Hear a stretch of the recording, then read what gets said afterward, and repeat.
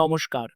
আজকের এই ভিডিওতে আমরা আলোচনা করব কাতারের গাজার যুদ্ধবিরতি প্রস্তাব নিয়ে, যা ইসরায়েল এবং হামাসের মধ্যে ১৫ মাস ধরে চলমান এই ভয়াবহ সংঘর্ষের মধ্যে একটি সম্ভাব্য শান্তির আলো নিয়ে এসেছে। চলুন বিস্তারিত জানি। কাতার, যুক্তরাষ্ট্র এবং মিশর দীর্ঘদিন ধরে ইসরায়েল এবং হামাসের মধ্যে শান্তি প্রতিষ্ঠার জন্য আলোচনা চালিয়ে যাচ্ছে। সম্প্রতি কাতার একটি খসড়া প্রস্তাব পাঠিয়েছে, যা গাজায় সংঘর্ষ বন্ধ এবং বন্দি বিনিময় সহ মানবিক সহায়তা বৃদ্ধির পথ সুগম করতে চায়।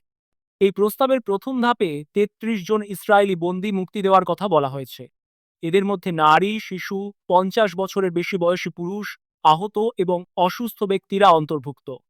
হামাস এই বিষয়ে কোনো আনুষ্ঠানিক ঘোষণা না দিলেও ইসরায়েল বিশ্বাস করে যে এই বন্দীরা জীবিত আছেন।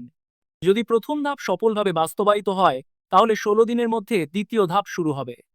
এই পর্যায়ে পুরুষ সৈন্য এবং সামরিক বয়সী পুরুষদের মুক্তি দেওয়া হবে। এছাড়া মৃত বন্দীদের মরদেহ ফেরত দেওয়ার কথা রয়েছে। এছাড়া ইসরায়েলি সেনারা গাজার বিভিন্ন এলাকা থেকে ধাপে ধাপে প্রত্যাহার করবে।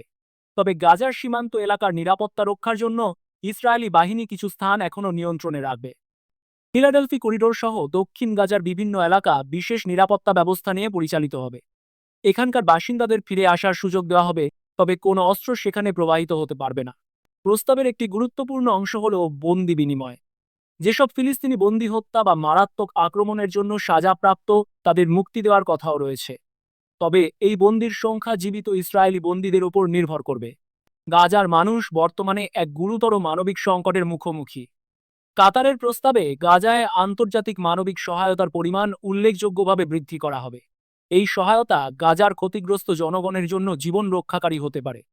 এখনও গাজার ভবিষ্যৎ শাসন ব্যবস্থা নিয়ে কোনো স্পষ্ট সিদ্ধান্ত হয়নি। ইসরায়েল বলছে হামাসের কোনো ভূমিকা থাকবে না এবং তারা গাজায় নিজেদের নিরাপত্তা নিয়ন্ত্রণ রাখতে চায়। আন্তর্জাতিক সম্প্রদায়ও চায় যে গাজা ফিলিস্তিনিদের দ্বারা পরিচালিত হোক, তবে এটা এখনও কঠিন একটি প্রশ্ন।